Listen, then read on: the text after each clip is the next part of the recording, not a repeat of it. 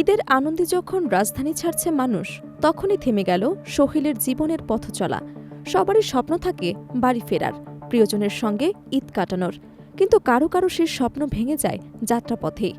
সদরঘাটের সেই মর্মান্তিক লঞ্চ দুর্ঘটনায় আর ঘরে ফেরা হল না সোহেলের। মৃত্যু আর শোকেই থেমে গেল একটি পরিবারের ঈদ আনন্দ। ঈদকে সামনে রেখে প্রিয়জনের কাছে ফিরতে বুধবার বিকেল থেকেই রাজধানীর সদরঘাট লঞ্চ টার্মিনালে ছিল মানুষের উপচে পড়া ভিড়। সেই ভিড়ের মধ্যেই ঘটে যায় হৃদয় বিদারক এক দুর্ঘটনা। এমভি জাকির সম্রাট 3 নামের একটি লঞ্চের ধাক্কায় নিহত হন সোহেল নামে এক যুবক। নিখোঁজ রয়েছেন তার শ্বশুর এবং গুরুতর আহত অবস্থায় হাসপাতালে মৃত্যুর সঙ্গে লড়ছেন তার অন্তঃসত্ত্বা স্ত্রী রেশমা। জানা গেছে, সোহেল তার অন্তঃসত্ত্বা স্ত্রী এবং স্বজনদের নিয়ে বরিশালের মেহেদীগঞ্জে বাড়ি ফিরছিলেন ঈদ উদযাপনের জন্য। বিকেল 5:30টার দিকে তারা একটি ট্রলারে করে লঞ্চে ওঠার প্রস্তুতি নিচ্ছিলেন। ঠিক সেই সময় পেছন থেকে দ্রুত গতিতে এসে ট্রলারের উপর উঠে পড়ে জাকির সম্রাট 3 লঞ্চটি। মুহূর্তেই ঘটে যায় বিভীষিকাময় দৃশ্য।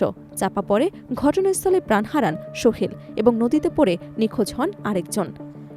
প্রত্যক্ষদর্শীদের বর্ণনায় উঠে আসে সেই ভয়াবহ মুহূর্তের চিত্র। কেউ বলেন হঠাৎ করে লঞ্চটা উঠে আসে, কিছু বুঝে ওঠার আগেই সবকিছু শেষ। আবার কেউ জানান একজনের দেহ 3 টুকরো হয়ে পানিতে পড়ে যায়, আরেকজন রক্তাক্ত অবস্থায় ছিটকে পড়েন নদীতে। চারদিকে তখন শুধু চিৎকার আর আর্তনাদ। গুরুতর আহত রেশমাকে দ্রুত উদ্ধার করে হাসপাতালে নেওয়া হয়। বর্তমানে তিনি মৃত্যুর সঙ্গে পাঞ্জা লড়ছেন। তার অসহায় কণ্ঠে শোনা গেছে, আমাকে হাসপাতালে নিয়ে যাও। এই আর্তনাদ যেন পুরো ঘটনার বেদনাকে আরও গভীর করে তোলে। এই ঘটনার পরপরই নৌ পুলিশ, কোস্টগার্ড এবং সংশ্লিষ্ট কর্তৃপক্ষের ভূমিকা নিয়ে প্রশ্ন তুলেছেন যাত্রীরা। তাদের অভিযোগ, ঘাটে নিরাপত্তা ব্যবস্থা দুর্বল হবার কারণেই এমন দুর্ঘটনা বারবার ঘটছে। ঘটনার খবর পেয়ে সদরঘাট পরিদর্শনে আসেন নৌ পরিবহন মন্ত্রণালয়ের সংশ্লিষ্ট কর্মকর্তা রাজীব আহসান।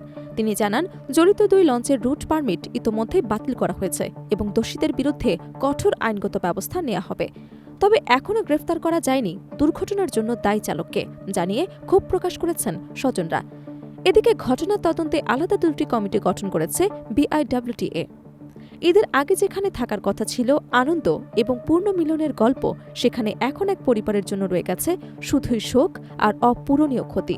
সোহেলের মতো আর কত স্বপ্ন যে যাত্রাপথেই থেমে যায়, তার হিসেব রাখে না কেউ। Desk report, Dhaka.